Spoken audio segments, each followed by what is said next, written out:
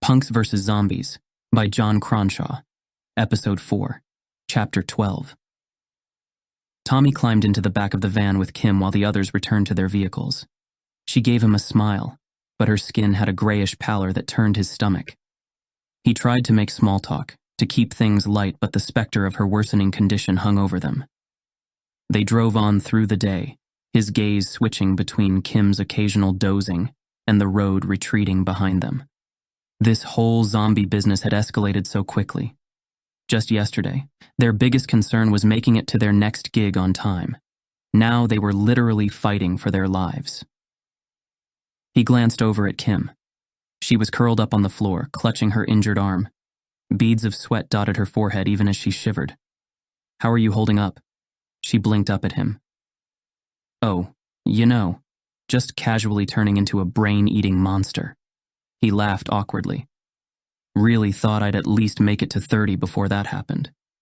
He gave a sad smile. "Try to get some rest. I bet we'll be stopping soon to gas up and figure out our next move." "Yeah." She closed her eyes, her head rocking in time with the van. They sat in silence for a long time, the stench of death cloying in the back of Tommy's throat. She stirred, her face tightening as she clutched her arm. The wound seemed more inflamed now, an angry red mark snaking its way up her forearm. "You pissed me off when we first met, you know?"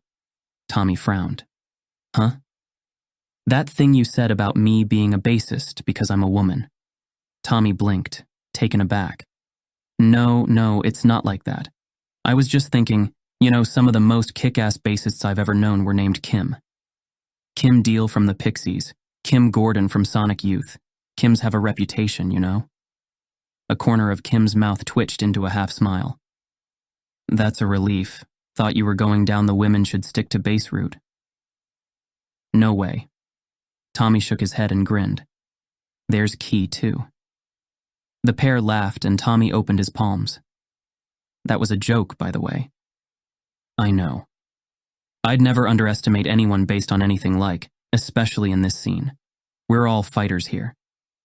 "Good to know." For a moment, Tommy almost forgot the unspoken dread that occupied the back of the van.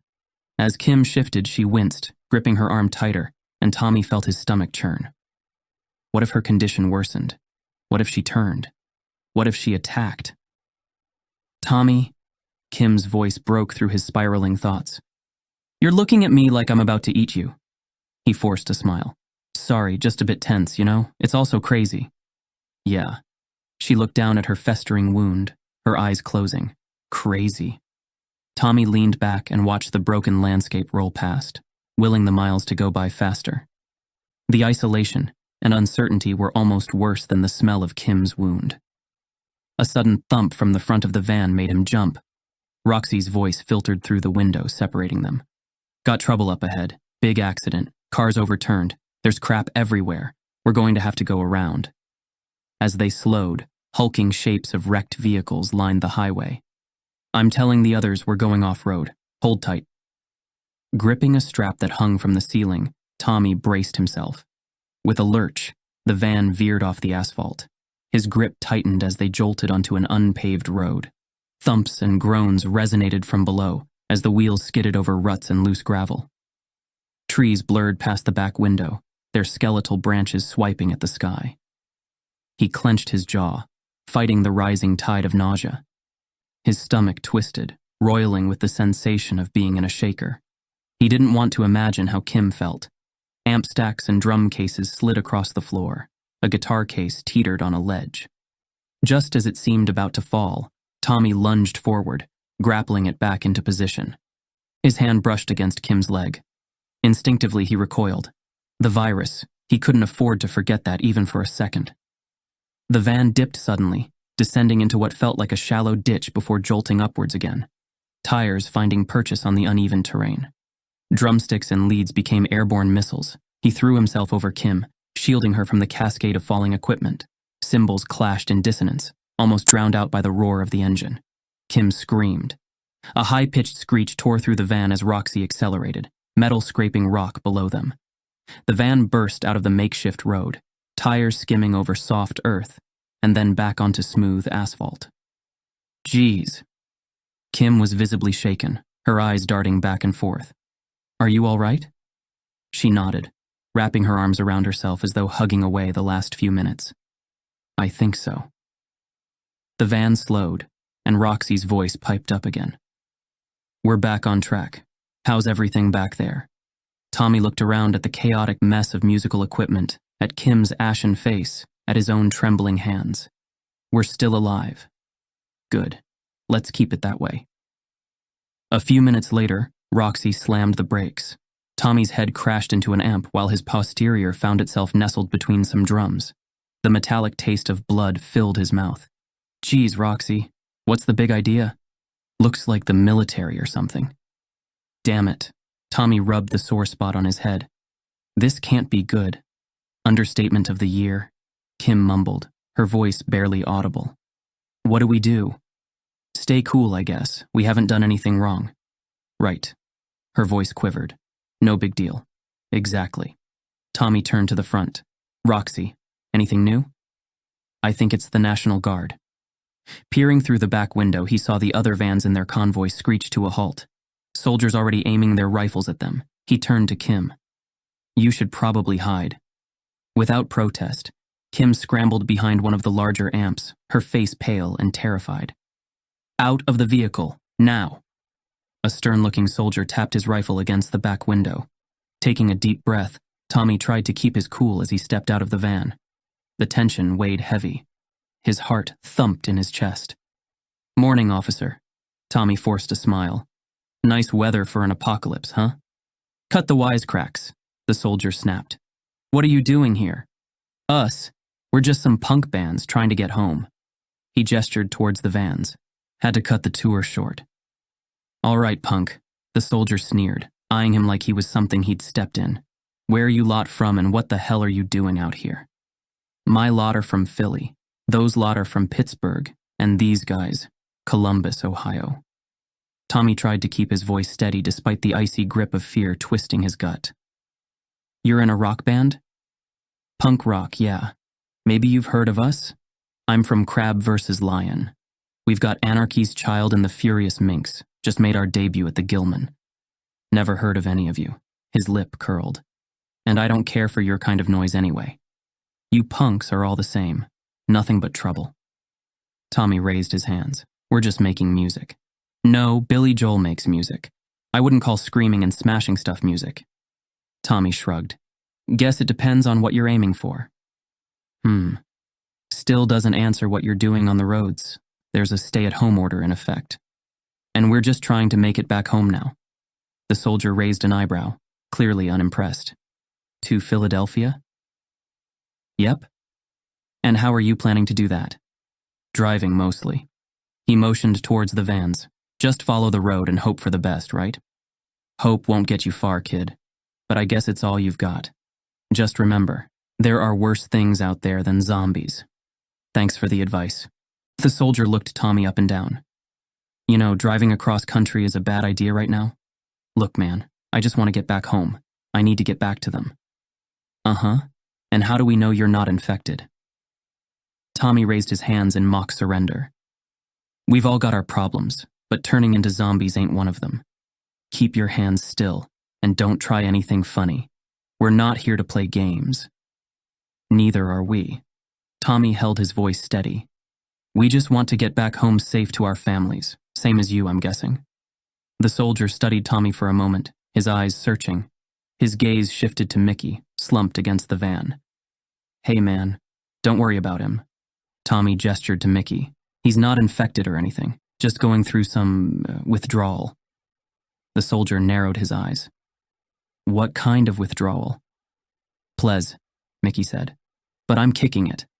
"Fantastic." The soldier sneered, rolling his eyes. "Just what we need, more junky scumbags to deal with." "Hey, we're all just trying to survive here," Tommy said. The soldier shook his head at Mickey. "Pathetic." "Any chance you've got some methadone on you?" Tommy asked. "It'd sure make our journey a hell of a lot smoother." "Sorry, kid, we're fresh out," the soldier said. "Right, of course. Have any of your party been bitten?" The soldier's eyes scanned their faces. "Party?" Tommy grinned at the others. This your idea of a party? The soldier raised his rifle. Answer the question. Have any of your group been infected? Bites, scratches, any sustained bodily contact? Tommy glanced towards the Minks van, praying the soldier wouldn't notice. I think we're all good. Hey Tommy, Zero called out, phone in hand, capturing the entire scene. Gotta document harassment like this, right? Tommy sighed. Zero, don't antagonize them. Hey, another soldier barked at Zero. Put that away and let us search your vehicle. Oh, no can do, buddy, Zero said. Fourth Amendment. You need a warrant or probable cause, and you've got neither. Are you really going to pull that card now? The first soldier snapped. Zero smirked. Damn straight I am. You know this is part of the globalists' plan, right? You even know who your true masters are? Look, another soldier said. You should all just go back to your homes. It's safer there. Do you think we're out here joyriding through Zombieville, USA because we like the scenery? Tommy said. We're trying to get home. Tommy, Roxy glared at him. Chill out, yeah? Right, Tommy agreed. Sorry, officer, it's been a rough couple of days. Understandable, the soldier's expression softened. But seriously, go home. Thanks, Tommy said through gritted teeth. The soldier leaned closer. I shouldn't be telling you this, but if you're looking for somewhere relatively secure, Lake Tahoe has been cleared. It's probably your best bet right now. Tommy nodded. Thanks for the tip. I'll let the others know. It's about as safe as anywhere can be these days, the soldier said before walking away. Tommy relayed the information as they returned to their vans. Great. A vacation spot, Roxy muttered. Maybe we'll find some jet skis and have a little fun while we're running from the zombies. Or maybe we'll find some peace and quiet, away from all this crap, Layla said. Either way, Tommy said, we've got to keep moving forward. All right, everyone back in the vans, Roxy said. We've got a long drive ahead and we're burning daylight. Damn pigs, Zero said. Always gotta flex their muscle even when the world's going to hell. Shut up, Zero, Layla said. Just be thankful we got through. They could have made things a lot more difficult for us. By what, trampling on our rights? You see that as a difficulty? Zero shot her a condescending look. Rights? You think this is the time to be having a debate on civil liberties? We're dealing with an apocalypse, for God's sake. Well, you never know when tyranny starts to sneak in, do you? Gotta keep an eye out, Zero said, raising an eyebrow. This is all part of the plan. Zero, in case you haven't noticed, we're slightly more concerned with zombies ripping us to shreds than some dystopian fantasy. Ah, the zombies, Zero sneered at the roadblock. The perfect distraction, aren't they?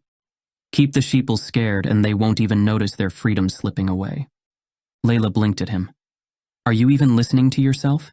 People are dying, Zero. We've probably lost friends, family. This is not some conspiracy theory. This is real life. And that makes it even more important to question the reality we're given, Layla. Layla took a deep breath. You know what, Zero? You're right. Let's just let anarchy reign while the world burns. Happy now. We're supposed to be punks, remember? He grinned and clapped his hands. Always had you lot down for a bunch of cosplayers. You know what I mean. Not everything has to be a battle against the man. Better than blind obedience. Right, because anarchy has worked out so well for us so far. Before Zero could respond, Tommy stepped in. Guys, enough. We've got bigger problems, like how we're going to survive the next few days. Zero shrugged and sauntered to join his bandmates. Spike from the Furious Minks approached Tommy as everyone shuffled back towards their respective vans. Hey man, thanks for looking out for Kim back there. Really appreciate it. Tommy nodded. Of course, we've got to stick together, don't we? Listen. A serious expression settled on Spike's face. Why don't we swap places for a bit? You've been running point with those soldiers and keeping things steady. I should be there for Kim. You sure? Yeah, be better having someone she knows with her, you know? Nothing personal. Of course, man. Do what you need to. I'll head back over to our van and you can join Kim. Cheers, Tommy. Means a lot. Take care of her. Tommy patted Spike's shoulder before making his way back towards the van. Tommy settled back into the passenger seat and smiled at Layla. Hey yourself. How's Kim? Not great. Spike's going to look out for her. Makes sense. She looked Tommy up and down. She didn't. I'm fine.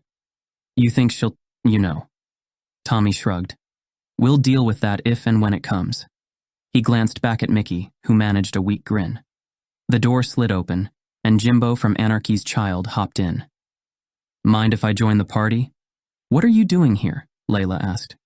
Needed a break from Zero's crap, didn't I? Dude's doing my head in. Welcome aboard, Tommy said, offering a smile. Jimbo settled in, crossing his arms. So, Lake Tahoe, yeah? That's the plan, apparently. Soldiers say it's cleared out. Could be a safe haven for us. Or a trap, Mickey said. Either way, we've got to keep moving forward, Tommy said. We don't have many options left. All right, let's do this. Layla started the engine. Lake Tahoe, here we come. To be continued. Thanks for listening. Please subscribe so you don't miss the next episode of Punks vs. Zombies. You can find out more about John Cronshaw and his work by visiting johncronshaw.com. Punks vs. Zombies is copyright John Cronshaw and Wyvern Books Limited. All rights reserved. This is a work of fiction. Names, characters, businesses, places, events, locales, and incidents are either the products of the author's imagination or used in a fictitious manner. Any resemblance to actual persons, living or dead, or